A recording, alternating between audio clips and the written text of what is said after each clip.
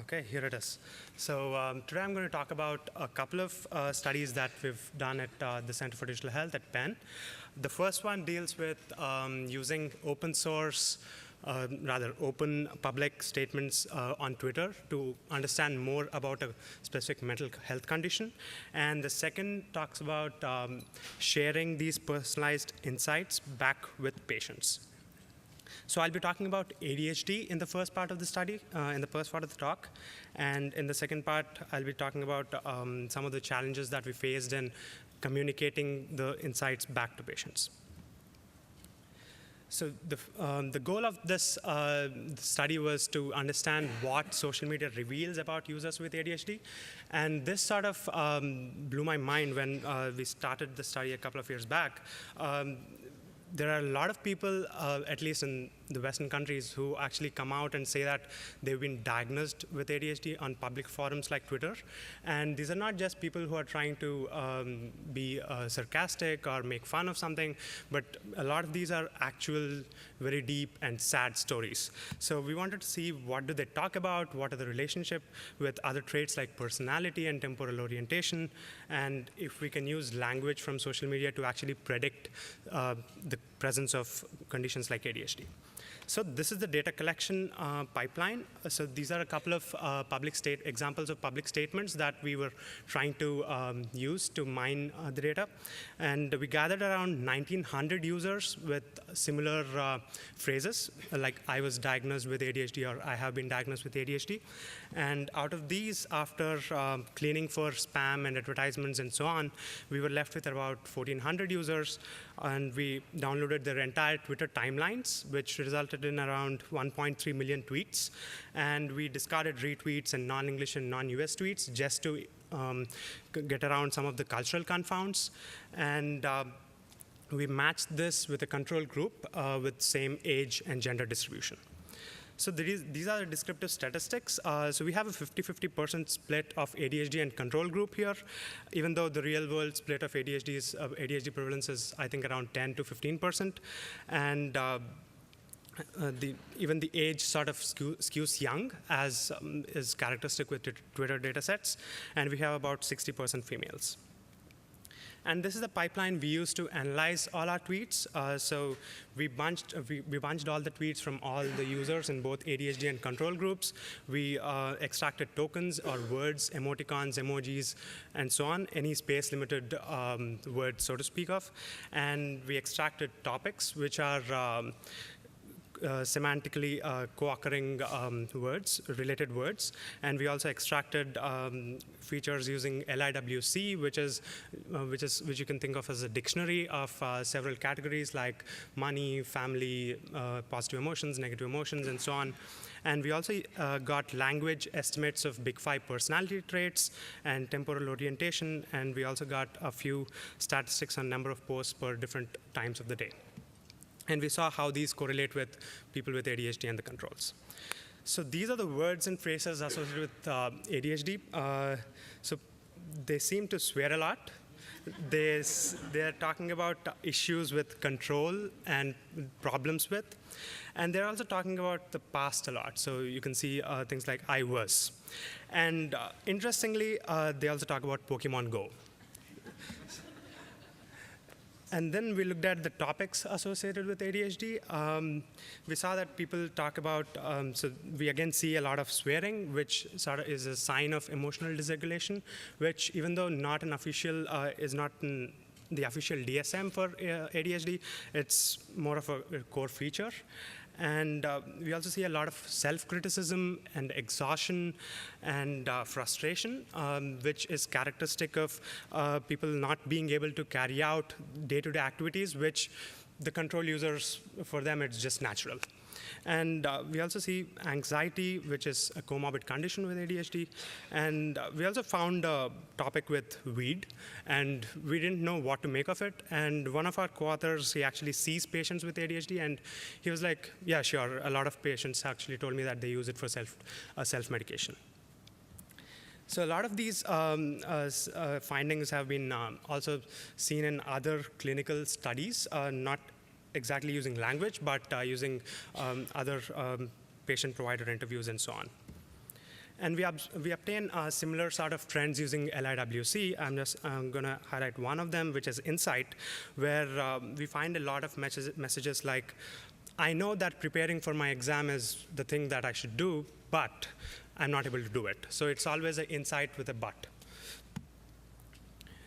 And we looked at correlation with other traits like personality, and we found people with ADHD to be a lot higher on openness. So I was having this conversation with on a podcast called Faster Than Normal, which is run by a person who is actually diagnosed with ADHD, but he sort of turned it around and used the condition to to be of advantage to him. So it's those triggers that need to be addressed, and if they're addressed, then there's a huge potential that can be unlocked. And they're also low on agreeableness, which sort of correlates with a lot of swearing and so on that we've seen before.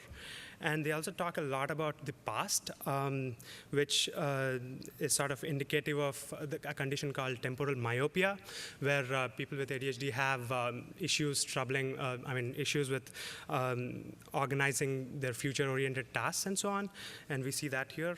And they're also using social media a lot. So they're posting a lot more than control users. So a platform like Twitter, for example, it gives the right amount of incentive to do so. So you post a tweet, you expect initial immediate responses, immediate comments, immediate likes, and the platform is sort of a good fuel for people with ADHD. And then we looked at the diurnal posting frequencies, and we see that people with ADHD post a lot during the night, which sort of not confirms, but this is a sort of a new hypothesis where we think that people with ADHD also have trouble not getting distracted from sleep, and this is something that is yet to be studied in a clinical setting. And finally, we looked at the predictive utility of language, and we see that language alone can do as good as 0.83 AUC, again with the caveat that this is a 50% split. If you build a model for more realistic scenarios where you have only 10 or 15% prevalence rates, the AUCs are going to drop to about 0.7, 0.65. So the takeaways from this part of the talk are that Twitter can reveal a lot about people with specific mental health conditions. And apart from confirming a few existing findings, we can also come up with new hypotheses to actually test in the clinical settings to get a better understanding of these conditions.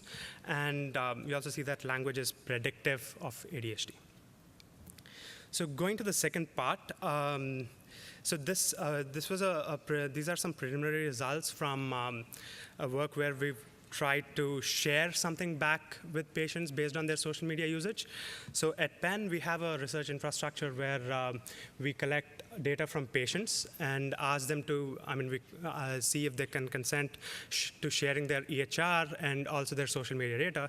And this has been going on for the last 3 or 4 years, and we've got about 6,000 participants who have consented to share the data.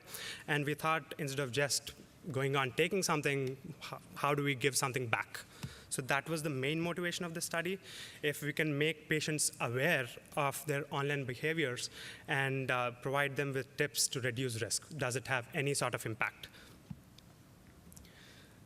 So we approached about 194 patients across 5 months, and 166 of them wanted to receive a personalized dashboard based on their social media data, and 120 had enough data to be actually given anything, because a lot of people have a Facebook account, but they don't post anything, like me. And of these 120, 65 patients responded to the survey.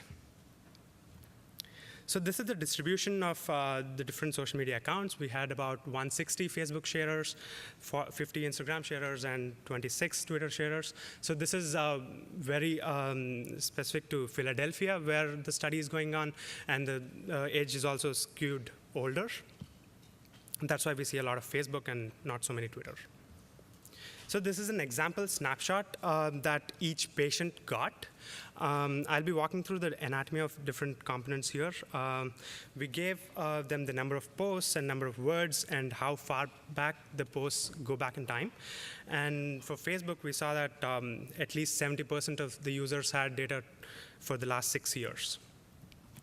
And we also calculated the number of posts during the night. And we gave them a small graph of their posting activity aggregated to all their posts. And we found that about 25% of patients post more than half of their social media content between 8 p.m. and 5 a.m., which was sort of disturbing and at the same time insightful. And we also gave them recommendations for better sleep. And we also estimated stress from language. So we built a predictive model on 3,000 Facebook users who also took the Cohen's Perceived Stress Scale survey. So we built a model on top of that, and we applied that to each patient who shared their Facebook data. And we gave them a score of low, high, or a medium related to other participants. And we also gave them some tips to reduce the risk. And finally, with Instagram, we just gave them the total number of posts they have, and also the number of photos related to food, photos taken outside, and also photos with other people in them. And again, this is the most important part, I guess. We had a disclaimer saying that this is not medical advice, and we gave them a contact saying if they had any questions or wanted more information, they could reach out to us. Now coming back to the feedback that we got from patients, we asked if the snapshots met their expectations, and they gave an average score of 77 out of 100. And on how informative the snapshot was, they gave us a score of 78.5. And if they wanted to make any lifestyle changes based on the snapshot they saw, 40% said yes, and the remaining said they were either not sure or no. And we didn't really follow up to see if they actually made any of these changes. This was more of a self-report at the time of survey. And we further dig down to see what type of lifestyle changes they said they would make, and around 30% said they would want to go out for more walks, and they would want to decrease their screen time, and they would reach out to a friend more often, and so on.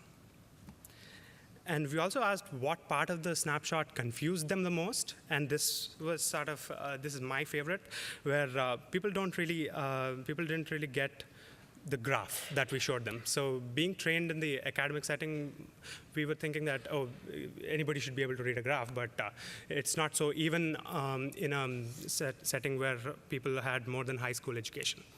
And people wanted more information on how the stress scores were calculated and so on, so that was more relatable. And then we asked them to give some comments in free text, share some negative or positive comments. And some of them just said that, I don't think the snapshot gave me something that I already didn't know.